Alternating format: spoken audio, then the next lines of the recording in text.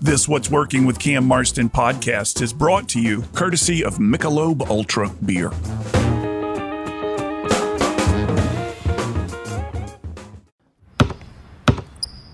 They say consistency is the key to success.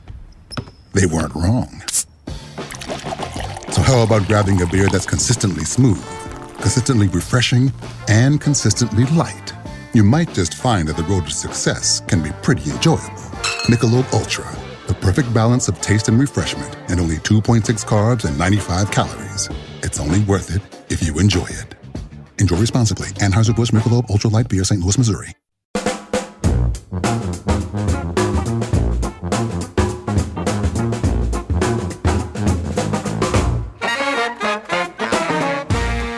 Welcome, everyone, to another episode of What's Working. I'm Cam Marston. Thank you so much for listening in. I hope you enjoy it.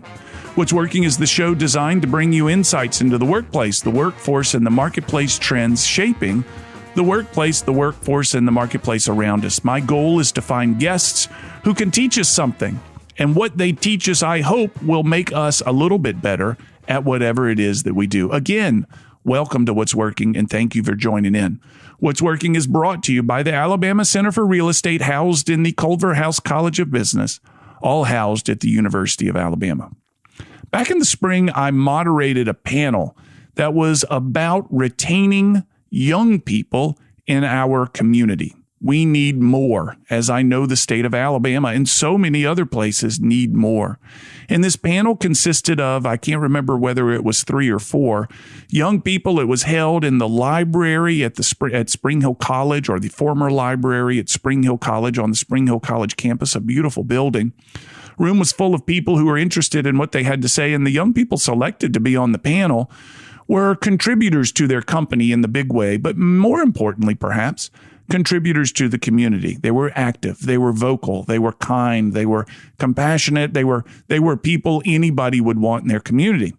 The question presented to them is, how do we get more people like you? How do we attract them to the city of Mobile? And once they get here, how do we keep them? That's the same conversation that I'm going to get into just a moment with Dr. Jim Purcell. He's at the helm, I'll read from his bio, of the Alabama Commission of Higher Education, and he's been in that role since 2017. One of the charges he's taken for himself is to how to recruit new people into the state of Alabama, how to get the ones that are from out of state that are going to the universities here, and there are a lot, to going to the universities here to stay. And the idea of the story came to me from my collaboration with Business Alabama magazine. This comes out of the November 2022 issue in your mailboxes right now if you're a subscriber, and if you're not, the pulse of the state, the business pulse of the state is captured in this magazine. The article is titled Retaining and Recalling Alabama's Graduates. Reached out to Dr. Purcell to see if he would elaborate on what's included in the article, and he's agreed. And like I said, when we get back from this forthcoming break, he will be on the line with me to go into detail about it. We've got a lot of kids coming from out of state to go to school here in the state of Alabama. Many of them, upon graduation, leave. There's something that appeals to them to come to Alabama, but there is something on the other side that makes them want to leave. And I wonder what the transition is. Why is it so attractive to want to come to school here? Why is it not attractive to want to stay? And I don't know whether that's something that's even a fair question. Is wanderlust just a part of people of that age, college students? Certainly was when I was that age. I did not want to stay where I grew up. I did not want to come back to where I grew up. And I sowed my oats and saw the world and lived in many different places. But ultimately, I'm back home. Mobile was where I was born and raised. And this is where I record right now and where I hang my hat. And I've come to give my services, my profession, my skills to my community in as much as I can. But is there a recipe to keeping these students? Because with such a huge influx of employers to this state, they need them. They need the students that are graduating. They needed the students that have graduated and left to come back. And they need the students that haven't graduated, that perhaps have set aside their dreams for a college degree, to pick up those dreams again and plow through it. These are the issues that I'll bring to Dr. Jim Purcell when we get back. highly qualified to talk about this. As I said in his introduction, he's been in that role since 2017, and we'll get into this in a moment when we get him on the line. What's Working Again is brought to you by the Alabama Center for Real Estate at the Culverhouse College of Business at the University of Alabama. You can find more about What's Working at the website, whatsworkingcam.com. At that website, you can reach out to me directly, send me your emails, give me your thoughts, and you can see all the shows that we've done. We now have a search bar on that site, so you can search for a topic and see if we've addressed it, and it'll come up very quickly, I'm very proud to say, very quickly. We'll be back after this break. You're listening to What's Working.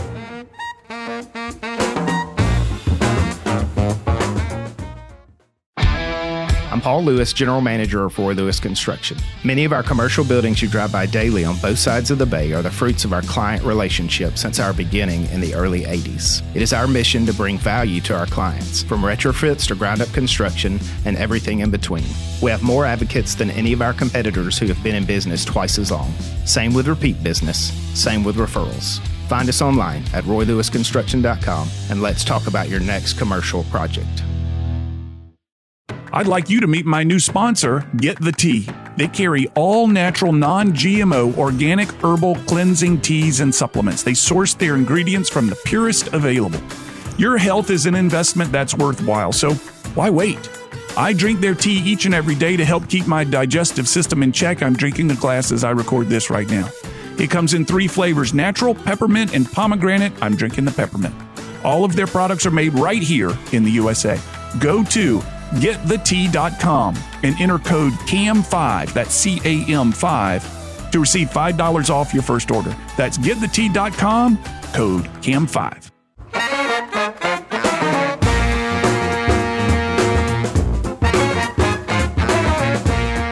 We're back. You're listening to What's Working. I'm Cam Marston. What's Working is brought to you by the Alabama Center for Real Estate, housed in the Culverhouse College of Business, all housed at the University of Alabama. On the line with me is Dr. Jim Purcell, and I'll pull some info from his bio here real quick. Dr. Purcell took the helm at the Alabama Commission on Higher Education in April 2017. His tenure in Alabama, combined with Arkansas, Louisiana, and Rhode Island, makes him the longest-serving active state higher education executive officer in the country. He has served in cabinet positions of 4 governors, which include 1 Republican in Louisiana, 2 Democrats, Arkansas and Rhode Island, and 1 independent in Rhode Island. And I'll pull more from his bio as we go along. Dr. Purcell, thank you so much for your time. Welcome to What's Working. Yeah, glad to be here. The article that I'm referring to that I mentioned in the open was the November issue of Business Alabama. The title of the article, Retaining and Recalling Alabama's Graduates. It talks about the kids that come to school here and upon graduation either return home or, if they're Alabamians, make noises about going other places. Alabama, like so many places, is looking for people to fill the jobs, and particularly with higher education of college degrees and beyond. Dr. Purcell, could you explain to us what the issue is? Who are these kids? Where are they going? Why are they going? And what is the consequence of their leaving? Well, we actually did an employer outcomes report for the people that graduated, both at the 2-year colleges and at the universities, and we found that we only kept about half of our bachelor's level students. So we've initiated some activities around the fact of trying to keep more in the state, and that's called Retain Alabama. So when you go to let's say a rising college senior, they're due to graduate, let's say in May, and you present them the elements of Retain Alabama, what are those elements, and what are the graduates saying as these elements are presented to them? Yeah, one of the first things we did as we were preparing to sort of totally roll this out is actually survey the students, and they gave a lot of opinions about what they would value in a community, what they want to value in their first job, and also their perceptions of the state of Alabama, and that gave us all guidance on how to move forward with an initiative. We've put together several things. One of them is called an opportunity track, where campuses or communities host students who are about to graduate in communities that have a lot of job opportunities, perhaps in a particular major. And that host opportunity allows us to introduce to the students a part of Alabama for which they may have a job opportunity in just a short period.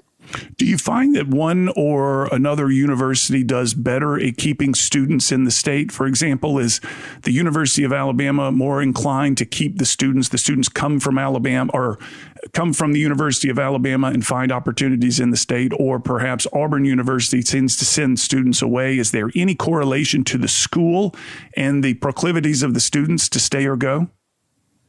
Well, generally speaking, if you're from Alabama, probably 3/4 of them will stay in Alabama. So that's a good thing. If we raise our own, they will look for opportunities here first. But for the people that come from out of state, they will migrate off at a lot larger amount. Probably about 1/4 to 1/5 of students who come from out of state actually go back. We've had an opportunity to sort of track that, and a good chunk of them go back to their home state. But we keep, like I said, 1/4 or 1/5 in the state, and that's a plus for us. We certainly like to do more. There are differences in where these guys go. Certainly, Auburn and Alabama have the largest numbers of out-of-staters, and Auburn's right next to Georgia, and sometimes the Georgia people think Auburn's just an inconveniently located Georgia institution, right. So they do migrate back across the border. And Alabama does a lot more recruiting from up north and a wide range of places. So a lot of them just sort of migrate back to their home state. Is it reasonable to believe that a student coming to the state of Alabama from out of state would stay? And I can look at myself and even my wife. I graduated from Tulane and went to Atlanta. I'm born and raised in Mobile, went over to New Orleans for school, graduated and went to Atlanta. It was a desire in me to see the world. I had my pants were on fire and I wanted to see what was out there. And in fact, nearly all of my classmates that I can think of off the top of my head from Tulane did something very similar. My wife went to the University of North Carolina. She's now in Alabama. Is it reasonable to think that an out-of-state student is going to come to Alabama and stay in Alabama? Isn't that a part of their phase of life, is wanderlust, is to see what's around the corner? Well, I think it certainly is. And I think the big thing for us is we just want to make them aware of the opportunities that are here. A lot of part about getting the first job is having found a place where great opportunities are there for you to build your career. And of course, Huntsville area is rocking and rolling, Mobile's rocking and rolling. Birmingham still attracts lots of amazing businesses and stuff. So there are communities here in the state that are actually doing pretty effective things, and we just want to make sure that they're aware of the options so that they only just think that the only option is out of state. So are you boiling it down to a marketing issue that the jobs aren't marketed correctly to these graduates? Yes, because our employers will say that they have job opportunities. And, some of it's the world changed a lot. So when we were in school, you would go to the career planning office and they would have a list of jobs and you'd sign up for interviews. Well, nowadays it's all done on the internet. And so it's a much more of an eclectic approach for looking for a job, which sounds like that's a better thing. Certainly you will know about more opportunities, but it's hard to unclutter the applicant pool and things of that nature. So what we're trying to do is help the students become better at having the resources to look impressive to employers, and secondly, making sure that they're aware of opportunities that may be just around the corner in their community, or perhaps a place that we've set up for them to have a education work-based experience at. Are the career services departments at universities getting lazy? Is it that they're not reaching out to find out where the jobs are? Are they not reaching out to the employers in Birmingham saying what you got? Or is it the employers in Birmingham not correctly posting what they have? I'm not sure of the terminology here, but I'm curious what your thoughts are on that. Well, we've actually engaged for the universities, because that was sort of the place where we saw actually a lot more people leaving the state. 3/4 of the community college people stay and work in the state, so all their graduates seem to be a part of our economy. What we've done with the universities is we've asked each university to identify a workforce liaison with our agency, the Alabama Commission on Higher Ed, and also to engage in those conversations the career planning offices. And we have monthly Zoom meetings with all these guys.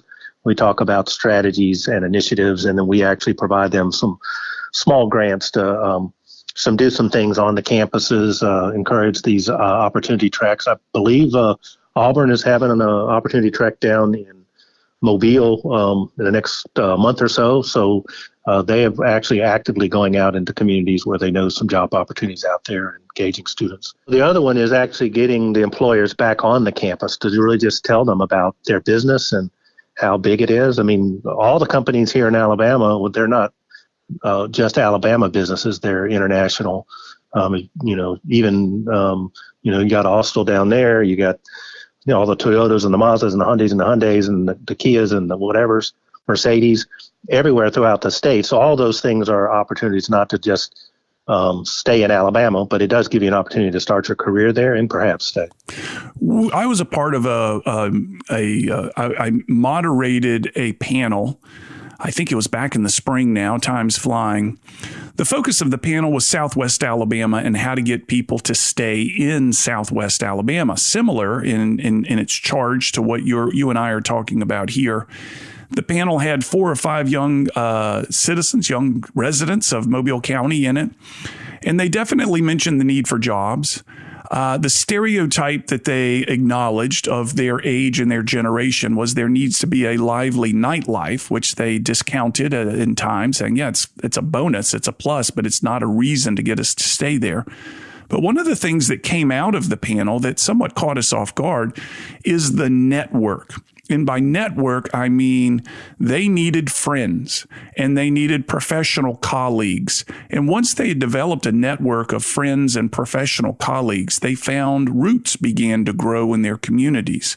One of the requests of these young people on the panel was that the senior people in the room, people of my age, mid-50s, need to take an interest in them and say, hey, I want you to meet so-and-so and help them develop their professional network. I'm curious if any part of that came across in any of your studies, that need for interconnectivity that often has to be facilitated by people who have roots in the community. Yeah, definitely the need for a social life was important. These folks really haven't started the family component, but they do know that's out there. They did want to live in a community that was a very good community to live in. We have an initiative called the Best and Brightest, which is actually in Decatur, Alabama, and that community has funds plus some state funds where they actually help support people who recently graduate move into their communities and support them to pay back student loans or to do other things. And one of the requirements of that activity is not only to move into that city limits, but also to engage in the philanthropic organizations that the community may have, the Rotaries Sure. and the Chambers and all that. And then they also meet as a collective. All the people that get the Best and Brightest scholarship meet for the first 5 years to talk about their own projects related to improving the community. And I think those kind of initiatives are the ones that have power, and I think Dothan could benefit from that kind of initiative that sort of builds the community of the people that you're trying to attract. Sure, the connectivity. I remember being somewhat caught off guard, expecting the requests of these young people to be some things that could be funded. I expected their requests to come down to dollars spent here will help us. But what it actually was in this one single conversation, this may have been an anomaly, my sense was that it's not, was that they want people like me and perhaps you to take interest in them and facilitate them getting to know people if they don't have roots in the community. Let's pick this up after break. I want to hear a little bit about the perception, which is mentioned in this Business Alabama article from November, the perception of Alabama. It seems that these students come from out of state to Alabama. Therefore, there's some positive perception that gets them here. But upon graduation, it seems that their perception of the state changes. And let's talk about that when we come back. You're listening to What's Working. I'm on the line this morning with Dr. Jim Purcell, Alabama Commission on Higher Education, been in that role since 2017. What's Working is brought to you by the Alabama Center for Real Estate at the Culverhouse College of Business at the University of Alabama. Be right back.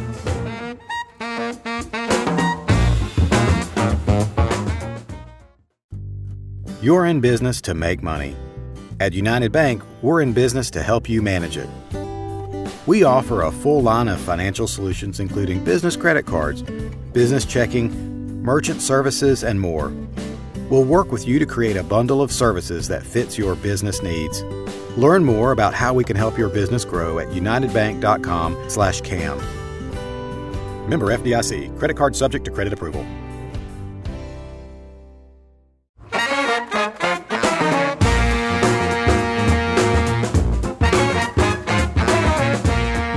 We're back. You're listening to What's Working. I'm Cam Marston. What's Working is brought to you by the Alabama Center for Real Estate, housed in the Culver House College of Business, all housed at the University of Alabama. On the phone today, I about said in the studio. We're not in the studio. I'm on the phone today. On the other line, Dr. Jim Purcell, the helm of the Alabama Commission for Higher Education.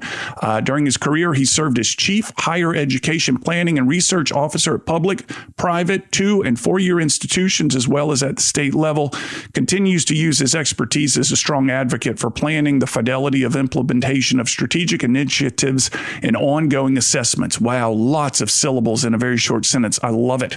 I'm a multisyllabic fan. I think one of the most interesting things, Dr. Purcell, is that you are the longest serving active state higher education officer in the country. Pretty cool. Prior to the break, we were talking a little bit about the state of Alabama and the perception. Alabama, the university, I have a child enrolling there in the fall. Auburn, I've spent some time on the phone with them. I have a daughter at Ole Miss. There seems to be some really strong draw to southern institutions right now that are pulling kids from across the nation. And they come to these schools because they must have a positive opinion of the schools and the region of the country, yet upon graduation, their opinions of the region of the country change. Dr. Purcell, what's that all about? Well, I think the big thing is, the South is attractive for all kind of reasons. We're a friendly state. We've got good football. We've got a social climate. The people from up north that come here say they love the weather, and they love the fact that we have actually trees everywhere and rocks to climb and, places to get in the water and that isn't cold and things like that. So there are some attributes to the state that are very positive. We did have some of them express concerns about our politics, that they thought our rhetoric was a little harsh at times. As you know, the old adage that if you're young and not liberal, then, you may not grow up to be older and more conservative. Right. I've suggested in public that we need to maybe, ratchet down the rhetoric a little bit, just to let people know that, we appreciate their thoughts, and that as life grows, perhaps we can learn from each other on what the future of the country should look like. I wish you success with that. I'm not sure. Yes, not sure you can get elected in this state without being outrageous and outraged. It seems to be the key to getting electability in our state is outrage. And we say that as we're recording this on election day here, Tuesday. Yes, sir. So is there a way to... What attracts them to the state then is the climate, is the culture, is the environment. What drives them out of the state, according to this Business Alabama article, it doesn't drive them out, but there are things that are attracting to them out of the state, is wages. Alabama is lower on wage, which is a very great attractant to the businesses. The businesses want to get here. They want to they take advantage of this relatively inexpensive labor.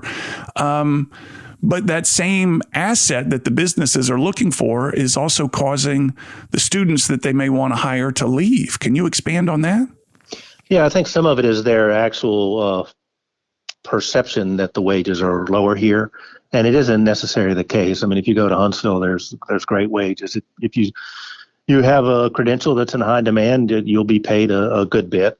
But like I said, there is that perception that we're the low price leader, a conveniently located place for inexpensive labor, and we have to address that.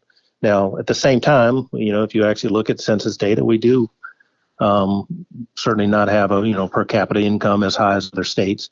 And even if those that are looking at it from a calculated statistical view may see that data and go, well, that's not where I want to be. And we have to be aware of that.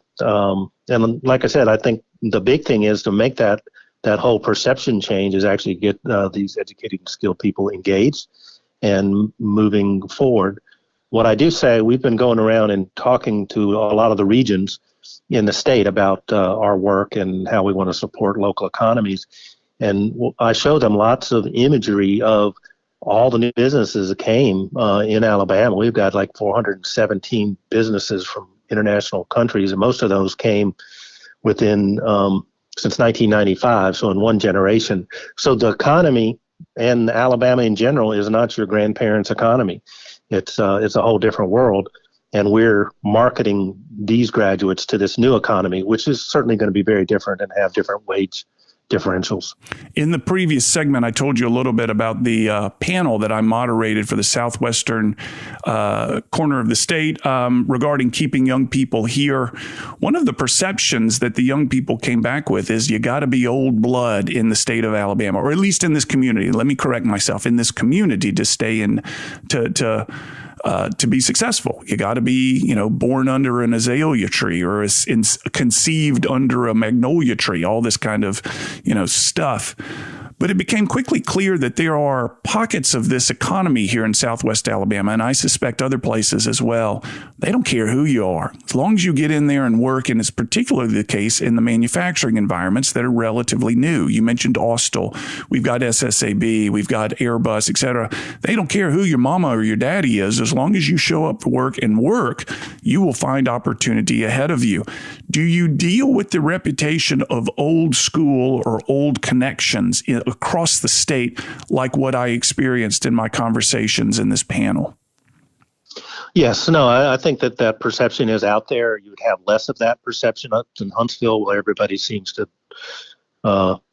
just moved here or whatever. Right. And then as you go the further south, you'll have more of that provincial view that you have to, have to be kin of kin to have success in a small community. But I think the whole dynamic of capitalism is that it's all based on talent and skills and correct, and what you bring to the job. And I think that's what we're trying to do. We have been trying to make sure that the students actually can show what their education does in relation to what that employer needs. We actually say, if you have a general degree, liberal arts or something like that, you can buff that up a little bit by having some like a micro-credential and some technical skill, so that they can actually see that you can contribute day one for that job. And most likely later on, you'll be able to show that you can write a good paragraph and build a good plan and maybe speak in public. And that'll be the type of person that they'll want to promote and move forward in the organization. I'm curious of what you know about the businesses that need people, as well as what you know about the universities. If you were to have an 18-year-old in front of you, male, female, ethnicity, none of that matters, and you were to look at them and say, hey, if you want to find a lucrative career in the state of Alabama that will employ you for as long as you possibly want to be employed, you should focus on blank. What would that be? Well, I think some of it is how you present yourself. That's one of the things we've talked to the career planning offices. It's not only just about making sure they know the opportunities. It's just how the young person presents themselves to the world. You want to basically show that person that they're hireable. You want to basically that person to see in themselves you, and that you need to be able to articulate what you can bring forward. And the best way to do that is to actually have some work experience or some type of experience that feels and tastes like work, so that person knows that they're not just taking a gamble on somebody that's green right out of college, but somebody that can contribute day one. What about a major? Do you know of a major that you find is more in demand across the state than others? Well, certainly at the bachelor's level, engineering, all the healthcares are very popular. You go to the associate's degree, you're still going to have healthcare, and you'll have advanced manufacturing. All those type of professions are in super high demand. If you actually look, and the governor made the big target about 500,000 graduates by 2025, and they charged higher ed to try to address that. When you actually look at those numbers, where this out-of-town organization calculated what our need was, 2/3 of those were credentials that have to occur at a bachelor's degree or higher, which is very different economy than what all of us were accustomed to. Yeah. So the 1/3 is essential that goes through the community college, but that 2/3 are folks that are going to have both the bachelor's degree experience, being able to read, write, and everything, but most likely to be hired at a good opportunity right off, some technical skills, science skills, and those type credentials. Yeah, it's amazing. My company that I do outside of this work here on the radio produced a report of what professions or what jobs rather are going to need the most people to fill them. And healthcare was just phenomenal. The amount of people needed to staff healthcare in the future. I don't know whether it's due to an aging population. I don't know whether it's due to new healthcare demands or not. But it seems if someone can find some traction in that profession, in that industry, the future is going to be busy for them, lucrative for them. Is that what you've seen as well? Yes, and I think the other one is social service. There's so many mental health issues that people are having right now. So social workers, counselors, even in the schools, there's such a shortage of school teachers at all levels, especially in the math and sciences. So we've incentivized that by certainly increasing the wages for them, but also doing loan forgiveness for math and science teachers. Some communities have incentives to bring people in to live in those communities that have those credentials. So there's a whole lot of effort to try to concentrate on addressing your needs. I will say there's one private institution, Stillman College, actually has an initiative where they're actually asking all their liberal arts students to also take the School of Education sequence. So certainly they would graduate in a liberal arts program or whatever, but they would also have the courses necessary to actually apply for the state exam. Wonderful. And perhaps become a teacher. So I think that's a great way of making sure that their time in college is well spent and that they have many options, especially for their first opportunity out of college. Yeah, bang for the buck. You're going to come out with a degree that has you immediately employable. When we come back from break, I want to talk about how some of these graduates from that perhaps were born and raised in Alabama, how we can attract them back. In my neck of the woods down here, you go to Baldwin County, and there are a lot of people that visit the Baldwin County Fairhope area for one time, and we can't get them to leave. How do we get the ones that have left to come back? So we'll talk about that after break. You're listening to What's Working. I'm Cam Marston. On the line with me, Dr. Jim Purcell, Alabama Commission on Higher Education. We're talking about how to get and keep the students that graduate from our schools in the state of Alabama. What's Working is brought to you by the Alabama Center for Real Estate at the Culverhouse College of Business at the University of Alabama.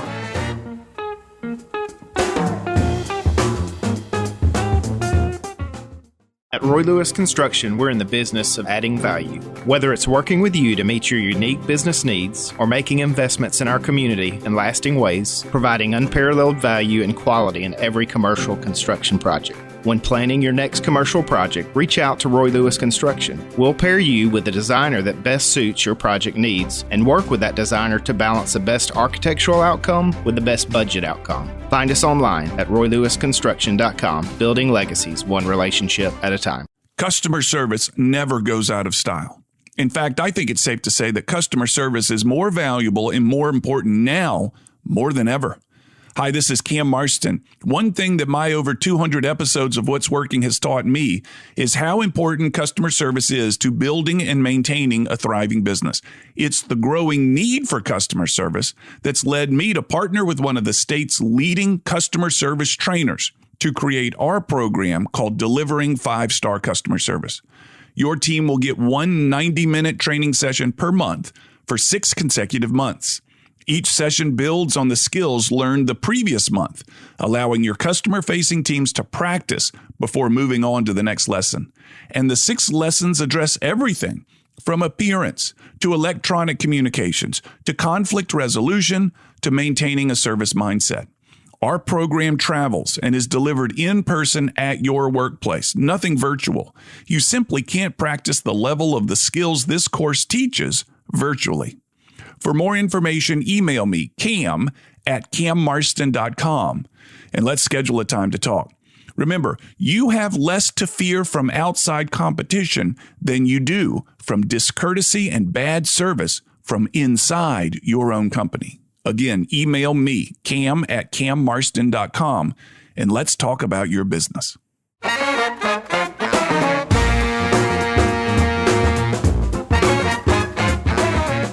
Dr. Jim Purcell is on the line with me. He grew up in rural Autauga County, graduated from Marbury High School, attended Auburn University, earned a BS in Public Administration. He holds a Master of Education in Counseling from the University of Montevallo and a doctorate in Higher Education Administration from the University of Alabama.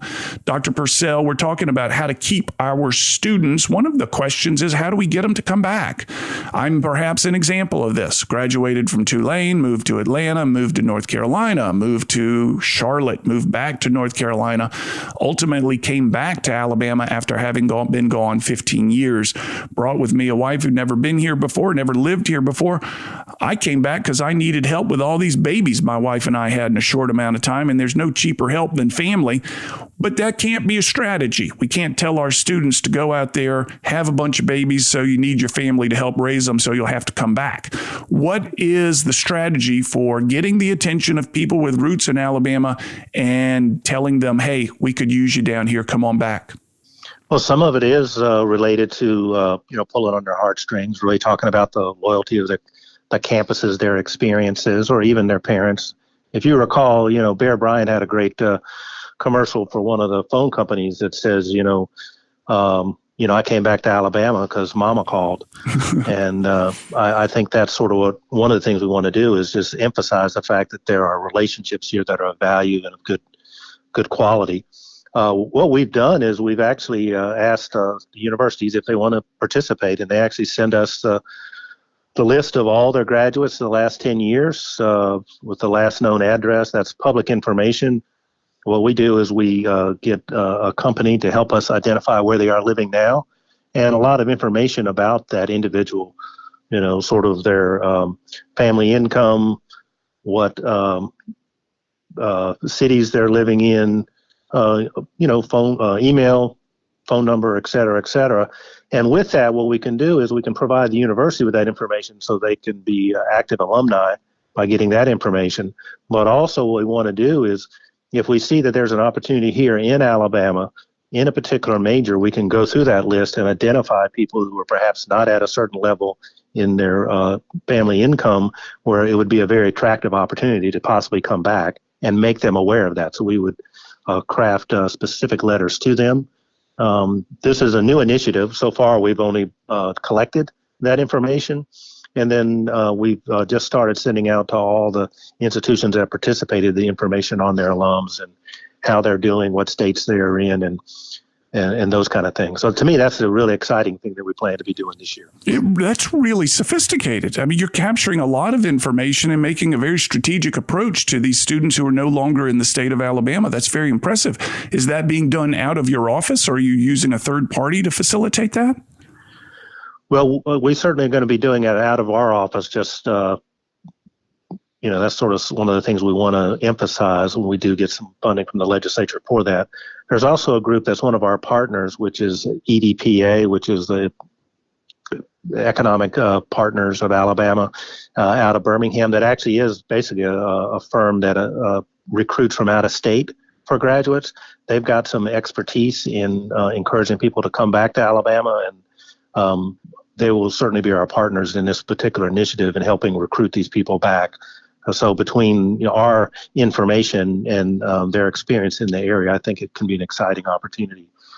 For businesses that want to try this, let us, they can actually call the AIC office and ask for me, Jim Purcell, and we'll sort of see what your opportunities are, and we'll work that out. So we're pretty excited about moving forward on this particular aspect of the work. I am too. I'm eager to check in with you in, let's say, a year's time, 12 months' time, and see if you've been able to measure the success of your campaign. That's very interesting. You and I have talked about Retain Alabama, which is keeping the students in the state. We've talked about Recall Alabama, which is going to find the students who have left the state and encouraging them to come home with that great commercial from Bear Bryant, Mama Called. Tell us a little bit about Reengage Alabama. Well, that's the last of our initiatives. We actually got some federal funds for this, and this is actually re-engaging people that have some college and no degree into college. Mm-hmm. Alabama actually has a fairly high college going rate. We just don't have a high completion rate. And what this does is it allows us to recruit some of that already pre-experience and investment Most of these people will be already employed, but they're looking for their next step up. And what we want to do is provide them opportunities to get the skills that are relate to their particular career, and perhaps to get a promotion, or perhaps to change the job into something that's more lucrative. So in the state is, through a grant, the state is funding that continued education, that encouragement. Yes, this is it's a grant from the foundation, probably the Lumina Foundation. It's a small grant to do the strategies. And what we'll be doing this year in the legislative session is actually asking for support for that. And it has two parts. One is, especially at the universities, they really don't have a robust mechanism for returning adults. Right. Some do, but most of them don't. So a little funding to help prop that particular exercise up. But the other would be asking for some scholarship funds, which will actually attract these persons and help support their finishing a credential in some industry that's in high demand. So if we have a shortage in healthcare in a particular region, they could say, I'm coming to this place, I'm going to get my healthcare credential, and we would actually provide them scholarships to finish that credential to address our shortage. And to me, that's the best investment, because it's very targeted on what where our resources are going, and it's really addressing a state need. And that person can be on the ground and running a lot quicker, since they already have some of the prerequisites already done. So there's a lot of action that can be taken as a result of the information you and I discussed. Let's talk about that. If I'm an employer and I need people, and I need people with the bachelor's degree in any one of the specialties you and I have discussed, and as the employer, I'm wondering, how do I tell people what I need? There's extraordinary number of advertisements today for Indeed.com, but I have no idea how the success ratio of that. But what would I do? You come to me, I'm an employer, I need 5 people that all have bachelor's degree or above, and how can I utilize what you're creating here? What is my step? Yeah, well, at this point, just call the office and make sure that you sort of know really what you want, what the details are. We'll ask you some questions, and then we'll try to craft a communication to that group of people that sort of meet those criteria, that are from out of state, that were here in Alabama, either as an undergraduate or otherwise, and see if that opportunity is good for them. And it just opens up another avenue. Certainly the advertising that you do already works. Alabama Works does a great job of showing those opportunities. But if you're wanting to just find another alternative for doing that at no cost, this may be an approach that could work for you. That's really remarkable. You're going to put together a recruiting campaign for me, an employer who needs, let's say, in my hypothetical, 5 people. You're going to put it together and send it out to graduates who you have records of, who may be able to fit that bill, and pull them back to the state. Is that correct? Yes, and it wouldn't be like the hard sell that you would get from somebody that actually, you're trying to recruit or whatever. We were just saying, hey, there's some opportunities here in the state. We're the Commission on Higher Ed, and here's one that says thinks there may be some opportunities for you. Feel free to check it out. It's comfortable for the individual receiving it. It's comfortable for the business. We can do it relatively inexpensive, because our list that we collected from actually provides emails, sometimes cell phone numbers. So, we can communicate these things. And we're not going to, just do canvas things every other day to this population of our graduates. We'll be zoning in on specifically what the needs are and what opportunities might be attractive to them. Highly selective and targeted. What if I'm someone who started on a college career and dropped out for whatever reason, and am very interested in getting back in and see a passion developing in myself for healthcare? You offer these types of scholarships. Tell me how I can take advantage of that. Well, that one is, still in the process. I've got that in our budget request for next year as far as the scholarship part. Yeah. And it's based on what Oklahoma did, and what they have is sort of a match.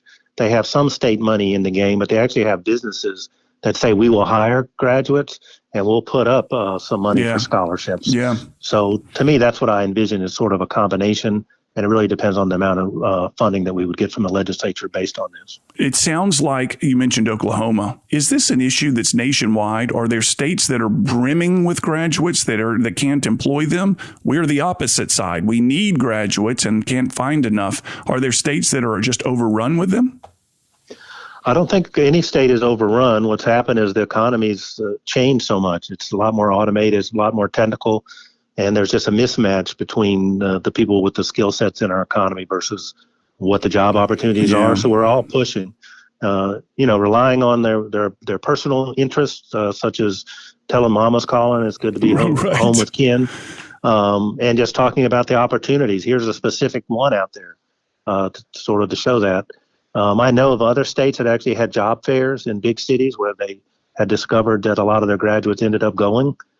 So we may end up doing something like that, going to an Atlanta and saying, hey, we're going to have a big event about Alabama. Right. Who wants to come and have barbecue and talk about the good old days. Sure. And sort of tell them what the opportunities. And if they're in IT or something, we say, and bring your friends for the free barbecue. I drove through Atlanta Friday afternoon, and after having done that, anything that would get me out of that city and someplace else would be very appealing to me. It is just phenomenal, the traffic there and the growth there. Well, it's all remarkable, but it's not for me.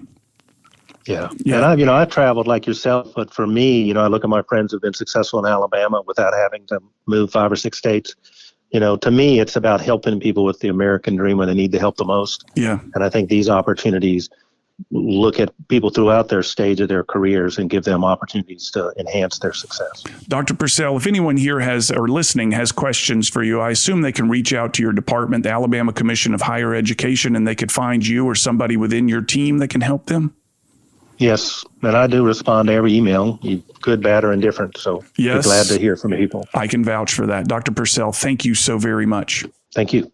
You're listening to What's Working. I'm Cam Marston. I'll be back for segment 5. We'll wrap this thing up. Dr. Purcell was interviewed in the article in the November issue of Business Alabama. The article is called Retaining and Recalling Alabama's Graduates, begins on page 34. It's very insightful.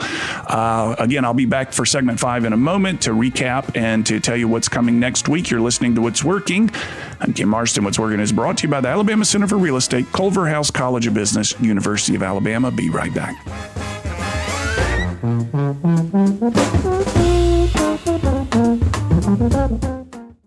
I'd like you to meet my new sponsor, Get the Tea. They carry all natural, non-GMO, organic herbal cleansing teas and supplements. They source their ingredients from the purest available. Your health is an investment that's worthwhile, so why wait? I drink their tea each and every day to help keep my digestive system in check. I'm drinking a glass as I record this right now. It comes in 3 flavors, natural, peppermint, and pomegranate. I'm drinking the peppermint. All of their products are made right here in the USA.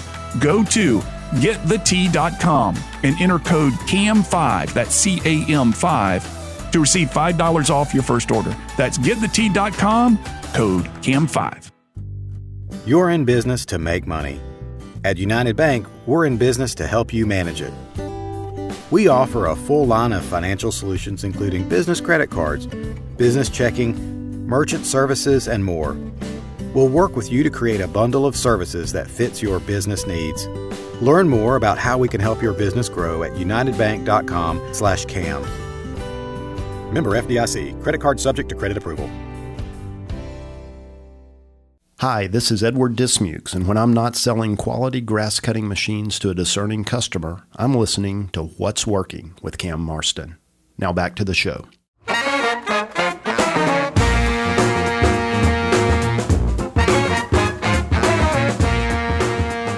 Thanks, Dr. Purcell. That was wonderful. I appreciate your insights. I appreciate the work you're doing to benefit the state. We need the graduates.